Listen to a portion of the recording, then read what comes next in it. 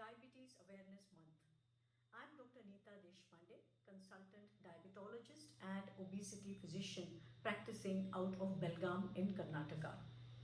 I bring to you a series of short videos explaining the basics of diabetes to you. The first thing that I'm going to be dealing with is, why did diabetes happen to me? That is a question that every newly detected diabetic patient has. Why me? So let me just delve into the depths of some of these questions that are in the minds of people who get diabetes. First, let's understand that most people, about 80 to 85% of people, have type 2 diabetes. So, why does one get type 2 diabetes? Well, two basic defects have been identified.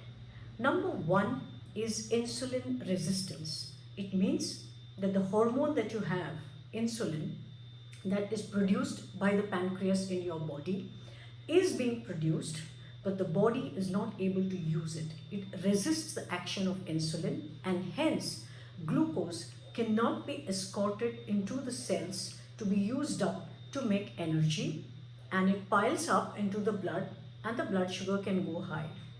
In the initial stages, the body tries to compensate for this by producing more and more insulin because of the insulin resistance, and leads to what we call hyperinsulinemia, that is high levels of insulin which are not good for the body for other reasons. But ultimately, the pancreas just gives up and says, I can't do this anymore. And at that time, insulin starts to be produced in lesser quantities, which we call insulin deficiency. So initially you have insulin resistance, leading on later to insulin deficiency, and that's when the blood sugars start to rise and you get type 2 diabetes. So why does insulin resistance occur? In Indians, it could be genetic reasons, because we are an ethnically prone population to have insulin resistance. But there are environmental factors which lead to this, and those are lack of activity, putting on weight, bad food, junk food. So sedentary behaviors and bad food are the environmental factors, lack of exercise, which ultimately lead to insulin resistance being compounded. So even if you have a genetic predisposition, if the environmental factors are not conducive, which means if you're exercising well, if your weight is ideal, you may not get type 2 diabetes. But once type 2 diabetes occurs, it again leads to a series of problems and the blood sugars remain high, and this is what we call in medical parlance the pathogenesis of type 2 diabetes. Type 1 diabetes is slightly different. In this, the pancreas is destroyed. That means the insulin making cells, which we call the islet cells in the pancreas, are destroyed because of an autoimmune reaction. This usually occurs in childhood before the age of 25 years, and this leads to complete destruction, almost complete destruction of what we call the beta cells of the pancreas that produce insulin. In this type of diabetes, which is type 1 diabetes, also called autoimmune diabetes, the only treatment that can be given is insulin, because you have to replace the insulin that has been destroyed, or the capacity of the pancreas that has been destroyed. So we have type 1 and type 2 as the major types of diabetes. Type 1 is just about 5 to 10% of all people with diabetes. The majority are type 2.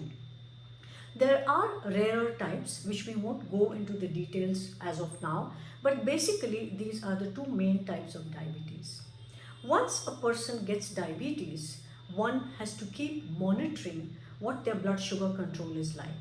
And why is this important?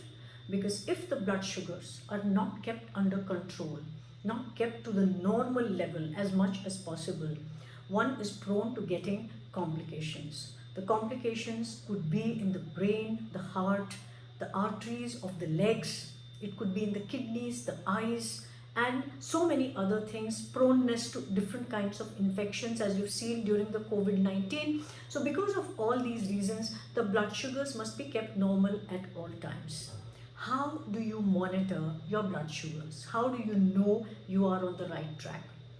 You have to keep checking your blood sugars. One, in the fasting state. Two, post meal, 2 hours after a meal. That is the other blood sugar reading that you would want to take.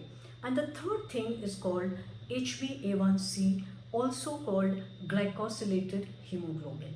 This is the 3-monthly average, your blood sugar average over the last 3 months on a 24-hour basis, the normal value of which should be less than 7%.